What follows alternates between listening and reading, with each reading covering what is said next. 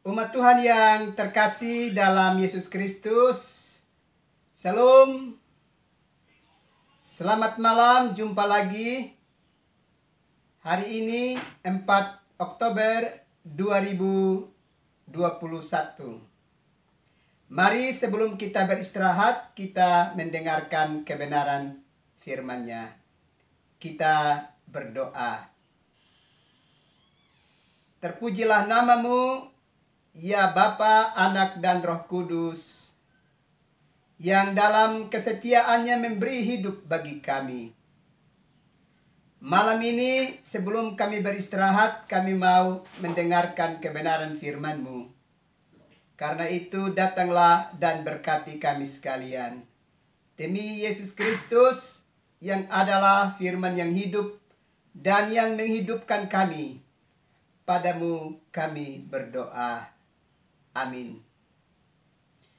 Umat Tuhan yang terkasih dalam Yesus Kristus, kita membaca kebenaran firman Allah dalam Kisah Para Rasul pasalnya yang ke-9, ayatnya yang ke-36. Beginilah bunyi firman Allah. Di Yope ada seorang murid perempuan yang bernama Tabita. Dalam bahasa Yunani, Dorcas.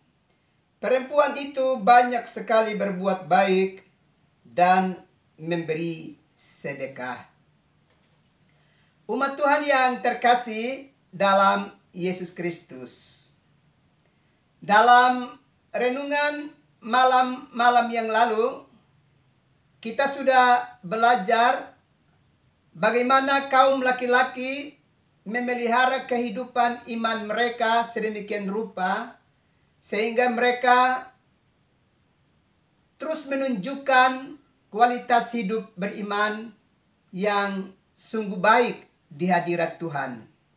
Sekalipun ada banyak cobaan dan tantangan, tapi kehidupan iman mereka kepada Tuhan tetap mereka pelihara dengan baik. Kita ingat misalnya Abraham, karena komitmen imannya di hadapan Tuhan begitu kokoh dan kuat, maka dia telah mendapatkan gelar sebagai Bapa segala orang percaya. Malam ini kita akan belajar bagaimana kaum perempuan menunjukkan kualitas imannya di hadirat Tuhan. Di tengah-tengah berbagai pergumulan hidup yang mereka hadapi dalam dunia ini. Karena itu, kita boleh membaca kehidupan dari Dorcas dalam Kisah Para Rasul pasalnya yang ke-9. Ayat yang ke-36 sampai dengan ayatnya yang ke-43. Dalam Alkitab, Dorcas diperkenalkan sebagai murid perempuan yang dikenal juga dengan nama Tabita, yang diceritakan dalam cerita kitab suci ini sebagai orang yang baik dan memberi sedekah di dalam hari-hari hidupnya. Kalau kita belajar di dalam Kisah pasal 9 ini, berbuat baik dan memberi sedekah itu sudah menjadi gaya hidup dari Dorcas. Itu telah menjadi kebiasaan hidupnya setiap hari. Dan tentu kita akan bertanya, dari mana Dorcas belajar dari cara hidup yang sedemikian baik di dalam kehidupannya. Ternyata kalau kita belajar dari kitab suci, dia belajar dari cara hidup Yesus. Ketika Yesus ada di tengah-tengah kehidupan dunia ini dan melakukan banyak karya pelayanan yang sangat berarti bagi kehidupan kita umat manusia. Dorcas belajar dari Yesus bahwa Yesus itu pribadi yang memberi seluruhnya hidupnya dia berikan seutuhnya hanya untuk bisa mengasihi dan menyelamatkan kita umat manusia yang berdosa. Karena itu setelah belajar dari kehidupan Yesus, ada kekuatan yang menggerakkan hidupnya untuk memiliki sebuah kualitas hidup yang sungguh-sungguh bernilai di antara kehidupan orang-orang sejamannya pada waktu itu. Di dalam kitab suci yang kita baca tadi, ternyata Dorcas itu memiliki keterampilan menjahit. Dan melalui keterampilan ini, Dorcas berusaha sedemikian rupa untuk menjadi berkat bagi orang-orang di sekitarnya. Teristimewa bagi orang-orang yang susah, orang-orang yang berkekurangan, orang-orang yang tidak punya kesempatan untuk menampilkan kehidupan dengan lebih baik, dengan sesuatu yang ada di dalam kehidupan mereka. Dan Dorcas ternyata begitu peduli pada orang-orang susah. Dorcas tidak ingin supaya tampil baik sendiri dalam kehidupannya, tapi dia mau supaya dia hidup bergandengan tangan dengan orang-orang di sekitarnya dan memiliki kehidupan yang berkelayakan sebagaimana dirinya sendiri. Itulah sebabnya pada waktu banyak orang yang hidup susah di sekitarnya, ia melihat keperluan mereka dan memberkati mereka dengan keterampilan yang ada padanya. Dan pada ayat yang ke-9, ternyata Dorcas memberi perhatian kepada para janda yang hidup di kota Yope pada waktu itu bersama-sama dengan dirinya. Umat Tuhan yang terkasih di dalam Yesus Kristus, dalam cerita ini Dorcas dan para janda justru mengalami kehidupan bersama karena kehidupan yang baik yang telah ditampilkan oleh Dorcas bagi kehidupan mereka. Ternyata Dorcas berdiri di atas para janda tidak sebagai orang yang berbisnis di dalam kehidupannya, tapi Dorcas berdiri di antara para janda sebagai pelayan yang memenuhi keperluan hidup mereka.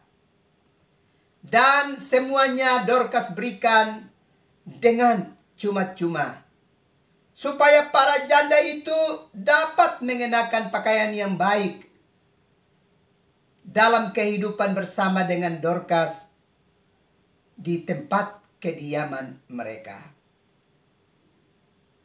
Itulah sebabnya dikisahkan dalam kitab suci ini, di saat Dorcas mengalami penderitaan sakit dan mengalami kematian, para janda itu merasa amat kehilangan figur yang selama ini telah memberkati kehidupan mereka. Karena itu secara bersama-sama mereka menangisi kematian dari Dorcas. Bahkan ketika mereka menjumpai Petrus, para janda itu datang dengan membawa pakaian yang pernah diberikan oleh Dorcas bagi kehidupan mereka, dan menunjukkan bahwa semua yang kami miliki ini adalah pemberian dari Dorcas bagi kami. Di sini kita bisa dapat belajar bahwa Dorcas sedang memberi sebuah warna hidup yang baru bagi kota Yope. Dia telah menerangi kota itu dengan sebuah model hidup yang amat luar biasa, yang membuat nama kota itu masuk dalam cerita kitab suci. Sungguh luar biasa. Satu pribadi perempuan yang karena komitmen hidupnya kepada Tuhan dan sungguh-sungguh menunjukkan kehidupan imannya dengan sangat luar biasa, dia telah menghadirkan sebuah warna baru bagi kota tempat kediamannya. Bapak, Ibu, saudara-saudara yang terkasih di dalam Yesus Kristus, dari kisah ini kita mendapatkan gambaran bahwa jika para perempuan yang ada di tengah-tengah kehidupan satu lingkungan dapat menunjukkan perannya dengan luar biasa dan hidup saling berbagi satu dengan yang lainnya, maka sesungguhnya dia sedang memberi warna baru dan menunjukkan sebuah kehidupan yang berkualitas untuk menata kehidupan bersama, sehingga mereka bersama-sama sungguh-sungguh hidup dan mempermuliakan nama Tuhan di dalam hidup mereka. Karena itu Bapak, Ibu, saudara-saudara yang terkasih dalam Yesus Kristus,